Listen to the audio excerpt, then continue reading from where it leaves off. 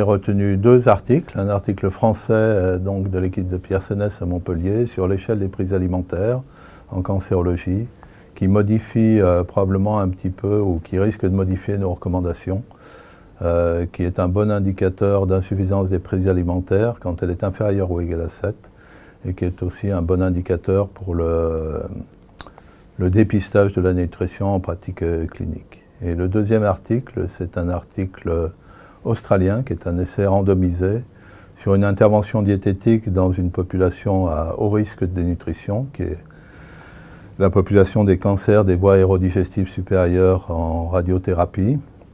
Cette population, on sait qu'elle est très difficile à prendre en charge sur le plan diététique parce que les gens sont peu compliants, peu enclins à changer leur mode d'alimentation. Et cet article teste une autre façon de faire les consultations diététiques en intégrant plutôt une pratique de théorie de thérapeutique cognitivo-comportementale. Et dans cet article, dans cet essai randomisé d'assez grande envergure, puisqu'il y a plus de 300 patients inclus, il y a un bénéfice en termes d'état nutritionnel à la fin du traitement et aussi un bénéfice en termes de réduction d'arrêt de traitement, ce qui est un point très positif, puisque c'est un des facteurs de contrôle de la maladie.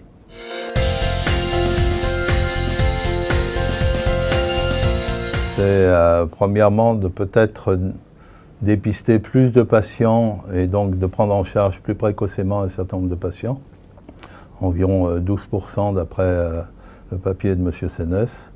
Et dans l'autre cas, c'est peut-être de changer notre façon de faire la consultation diététique en intégrant peut-être d'autres manières de faire pour permettre aux gens d'avoir un comportement modifié de façon plus précoce et plus prégnante dans leur vie quotidienne et dans les traitements.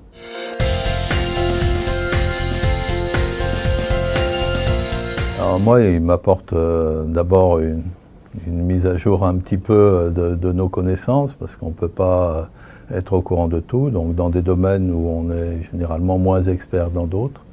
Et puis aussi, ça nous permet de rencontrer les experts dans la spécialité, de discuter et bien sûr de s'enrichir sur le plan intellectuel et sur le plan de notre pratique clinique.